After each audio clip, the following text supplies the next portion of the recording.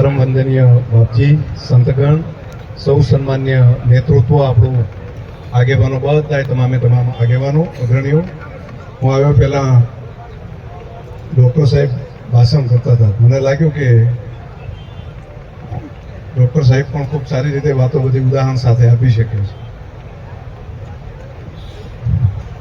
પહેલાં તો સૌ ગંગાજી દર્શન કરી, ચાર ધામની યાત્રા કરીને આવ્યા એ તમામ પરિવારને હું હૃદયપૂર્વક ખૂબ ખૂબ અભિનંદનો આપું છું. બધાને બોલાવ્યા, બધા સંબંધીઓ, સ્નેહીઓને, અને આવો સરસ મજાનો ગંગા થાળીનો કાર્યક્રમ રાખ્યો. આ એક લાગણી અને પ્રેમનો સંબંધ હોય. મારા માટે એવું કીધું કે અહીંથી ઓફિસથી ફોન કર્યો હતો ને ત્યાંના મુખ્યમંત્રીશ્રીએ મદદ કરી, તો હું આપ સૌ વતી પણ ઉત્તરાખંડના મુખ્યમંત્રી ધામીજીનો આભાર માનું છું કે એમણે આપણી વિનંતીને સ્વીકારી. અને બહુ ગીરદી હતી, જવું થોડું અઘરું હતું ત્યાં પહોંચવું, પરંતુ 24 કલાકની અંદર જ સ્પેશિયલ કેસની અંદર આખી ટીમને મંજૂરી આપી અને આપણને ત્યાં કોઈ દર્શન કરવા માટેનો મોકો આપ્યો. એટલે મુખ્યમંત્રીશ્રીનો પણ, ધામીજીનો પણ તમારા બધા વતી આભાર માનું છું. આ બધા પ્રસંગો જે આપણે કર્યા છે એમાં આ શ્રદ્ધા, ભક્તિ, ભાવ બધું અંદર ભળે, પણ શ્રદ્ધા, ભક્તિ, ભાવ સાથે મળવાનું જ્યારે થાય ત્યારે કોઈ વિચાર હોય. 2-5 જણા પણ જ્યારે મળો ત્યારે એક બાબત એ ધ્યાન ઉપર લેવી પડે કે આપણે બધા ભેગા મળીને કરે છે શું, આપણે બધા ભેગા મળીને કરવાનું છે શું. તો જ્યારે મળીએ છીએ ત્યારે કંઈક નવું એક ડગલું આગળ પ્રગતિ માટેનું કરવું જોઈએ. એ આધ્યાત્મિક પ્રગતિ હોય, એ વૈચારિક પ્રગતિ હોય, એ આર્થિક પ્રગતિ હોય. તો સામૂહિક રીતે મળવાનું જ્યારે થાય, અને મીટિંગ શબ્દ વાપરે છે અથવા ગેધરિંગ વાપરે છે, એમાંથી કંઈક આપણે મેળવીને જવું પડે. નહીંતર ખાધું પીધું અને રાજ કર્યું. શું કર્યું? તો બધા મળ્યા, ભેગા થયા, વાતો સાંભળીને છૂટા પડ્યા. તો આવું આપણે કેટલાય વર્ષોથી આપણે કરીએ છીએ. એના પહેલાય કરતા હતા, પરંતુ એનો કંઈક અર્થ અંદરથી નીકળવો પડે. 5-25 જણા જ્યારે ભેગા મળીએ છીએ ત્યારે કોઈક નવી વાત, નવો વિચાર, સારી બાબત, સારી ટેવ, એને આપણે અંદર ઉમેરવું પડે. નહીંતર આટલી બધી ગાડીઓ આવે, આટલા બધા વ્યવસ્થા થાય, આટલા ખર્ચ થાય, આટલી વ્યવસ્થા થાય, અને કર્યું શું? તો રાજી થયા. તો રાજી થયા એ તો બરાબર છે, એ પણ સારું જ છે, પરંતુ એના વગર કંઈક નવું વૈચારિક કંઈક કરવું જોઈએ. હું અહીંયા આગેલા આપણા જે પરિવારોએ જમણવાર રાખ્યો, ખર્ચ એમણે કર્યો, આટલા બધા મહેમાનોને તેડાવ્યા, વાલીશ્રીને તેડાયા, પ્રેમ થકી તેડાયા. પરંતુ આમાં જો નાનકડું એક કામ જો આપણે કરી શકીએ કે જો એકાદ બીડી મૂકવાનું કામ પણ જો કરી દે ને, ત્યાં ભેગા થયા છે ને એક બીડી બંધ કરશું, આટલું જો કરી દઈએ ને તો પણ આપણું સફળતા ગણાય. નહીંતર બધા ભેગા થઈને એમ લાગે કે પેલા પીવે છે તો આપણે પીવો. જો એ શીખવાનું ચાલુ કરીએ તો ગેધરિંગ ક્યારેક આપણને નુકસાન પણ કરે. તો ભેગા મળ્યા હોય ત્યારે સંગત શક્તિ કલિયુગે કહ્યું છે ભગવાને શ્રીમદ ભગવદ્ ગીતામાં, ભેગા મળો છો સમૂહના રૂપમાં તો તમારું સ્વરૂપ ઈશ્વરનું સ્વરૂપ બને છે. તો ઈશ્વરનું સ્વરૂપ બનતું હોય ત્યારે ઈશ્વર જેવા નિર્ણયો એક વ્યક્તિએ જ્યારે મળો છો ત્યારે કંઈ નું કંઈ લેવું જોઈએ. એટલે એક વાત મારા મનમાં આવી, એટલે મેં કીધું કે આટલો ખર્ચ, આટલી વ્યવસ્થા, આટલા મોટા પ્રમાણમાં બધા મળો છો ત્યારે કેટલું, અમારે તો ચૂંટણીના ખર્ચમાં આવી સભાઓ કરવી હોય ને ત્યારે કેટલા ખર્ચા કરે ને તોય મેળ ના પડે. તો બધા તાલુકે જિલ્લા પછી અહીંયા વગર ખર્ચે, વગર પેલાએ, વગર ગાડીએ, વગર પેલાએ બધું થાય છે. તો શું થાય છે? તો પોતાના ખર્ચે આવે છે, પોતાની આત્મીયતાથી આવે છે. શું કામ? સ્નેહના તાંતણાને કારણે આવે છે. આ સ્નેહના તાંતણાની અંદર, આ સ્નેહના બંધનની અંદર જો પ્રેમનું અમૃત વધારાનું મૂકી દેવાય, એની અંદર વિકાસ માટેનું એક નવો આપણે આયામ ઉમેરી દઈએ તો બહુ મોટું પરિણામ આવી શકે. આ જ કામની અંદર મને ખબર છે, એક વખત આઝાદી વખતનો પહેલાનો સમય, સ્વતંત્રતા માટે કોઈ મળતા નહોતા, અને એ વખતે મહારાષ્ટ્રની અંદર તિલકજીએ એક નવો કાર્યક્રમ ચાલુ કર્યો. લોકમાન્ય તિલકે ગણેશ પૂજન અને ગણેશ ચતુર્થીનો કાર્યક્રમ કર્યો.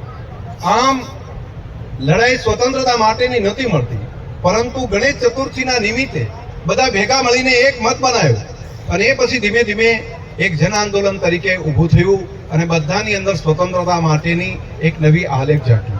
મારી તમને બધાને વિનંતી છે કે આપણે અહીંયા કમસે કમ વ્યસનોની ગુલામીમાંથી મુક્ત થવું એ આટલા વર્ષો પછી આપણે બધાએ સંકલ્પ કરવો પડે. શિક્ષણને પણ એ જ પ્રમાણે પકડવું પડે. શિક્ષણને પણ એ જ રીતે આગળ વધારવું પડે. શિક્ષણને પકડીએ, વ્યસનોને દૂર કરીએ તો મને લાગે છે કે આપણી પ્રગતિ નવા સમયની ખૂબ સારી રીતની થશે. તમે ખૂબ પ્રેમ ભાવથી હમણાં જ આ નજીકની ચૂંટણીમાં, લોકસભાની આ ચૂંટણીમાં તમે બધાએ ખૂબ મહેનત મથામણ કરી અને મહેનત કર્યા પછી અહીંયા પરિણામ પણ તમે સારું આપ્યું, પરંતુ છતાંય કંઈક કચાશ રહી ગઈ. અહીંયા ન રહી ગઈ હોય તો પાલનપુરમાં અહીંયા પણ થોડી ઘણી રહી ગઈ. તો અહીંયા જે કચાશ રહી ગઈ એના કારણે પણ એક વ્યક્તિને દુઃખ હોય છે, મનમાં પણ બધાને દુઃખ હોય. મારું બધું થોડુંક મહેનત થઈ ગયું હોત તો દેશ જે પ્રગતિની દિશામાં આગળ વધી રહ્યો છે ત્યાં આગળ એની સાથે કદમ મિલાવી શકો, એના કારણે જિલ્લાનું ભવિષ્ય ઉજળું થઈ શકો, એના કારણે જિલ્લાની પ્રગતિ અટકોત નહીં. આ વાત ચોક્કસ બધાના મનની અંદર થોડું અંદર તો બધાને રહેતું હોય. ઘણા તો ખાધું નહીં હોય, જમ્યા નહીં હોય, ઘણાને તો મનની અંદર અફસોસ પણ ત્યાં આગળ થયો હશે, પણ બધું કેમ આટલી મહેનત કર્યા પછી પણ થયું. પરંતુ હવે એ વાતને ભૂલીને નવેસરથી શરૂઆત કરીને કોઈ ચિંતા કર્યા વગર તમને બધાને કહું છું, તમારા પડખે હું ઊભો છું. આ વિસ્તારની પ્રગતિ માટે કોઈ ચિંતા ના કરે, એના માટે જે કામ કરતા હતા એના કરતા પણ વધારે સારું કામ કરીશું. અને ખાલી કામ કરીશું એવું નહીં, પરંતુ આવનારું ભવિષ્ય ઉજળું થાય એના માટે આ 5 વર્ષના સમયગાળાની અંદર 50-100 વર્ષ સુધી આ વિસ્તાર પ્રગતિ કરે એ પ્રમાણનો મજબૂત પાયો આ 5 વર્ષના આ સમયગાળાની અંદર આપણે નાખશું. જે ઇમારત ઉપર સોયકા પછી પણ આ ધરતી ઉપર આપણી નવી પેઢીઓ એના ફળ લઈ શકે એ પ્રમાણનું કામ આપણે આ 5 વર્ષના સમયગાળામાં કરવાનું છે.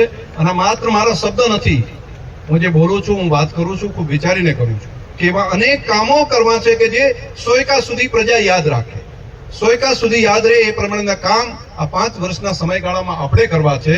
તમારા બધાનો ભરોસો છે, તમારા બધાની જે લાગણી છે, તમારા બધાનો જે સ્નેહ અને પ્રેમ છે, એ કામ કરવામાં કોઈ કચાશ કોઈ પણ પ્રકારની નહીં રહે.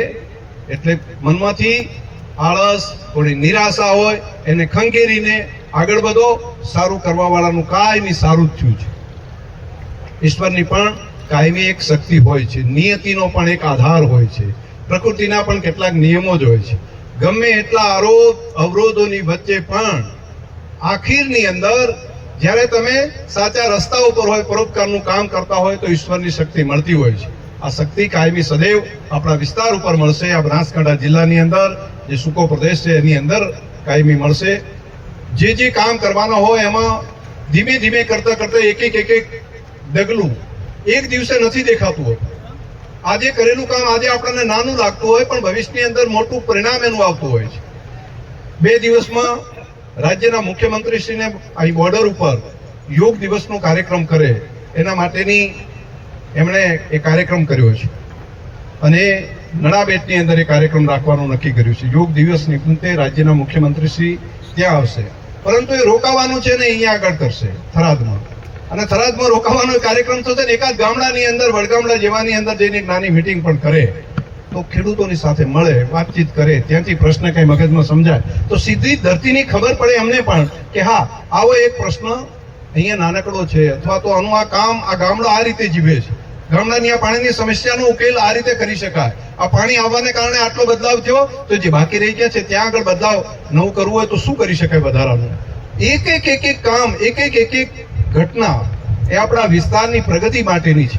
એક ઘટના, એક પગલું લાંબા ગાળા સુધી આપણા સંતાનો સુખી થાય એના માટેની છે.